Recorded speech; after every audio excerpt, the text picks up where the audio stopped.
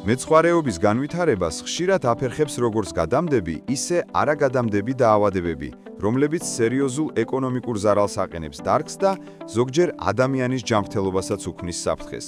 ამიტომ აუცილებელია მათი დროული ამოცნობა და პრევენცია.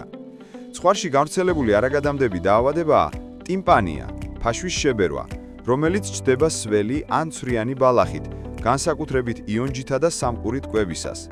ასეთ დროს ცხვარს სჭირდება ფაშვის მასაჟი და სპეციალური ხსნარებით მკურნალობა. დისპეპსია ბატკნებში ჩნდება სიცოცხლის პირველ დღეებში და იწვევს ფაღარაც მუცლის შებერვას და სისუსტეს. საჭიროა დიეტა და მარილიანი ხსნარი. ჩლიქის სიდამპლე ტენიან გარემოში ვითარდება და იწვევს კოჭლობას. მკურნალობა მოიცავს ჩლიქების დამუშავებასა და სადეზინფექციო აბაზანებს. გადამდებელ დაავადებებში განსაკუთრებით საშიშია ჯილეხი, რომელიც ადამიანზეც გადადის.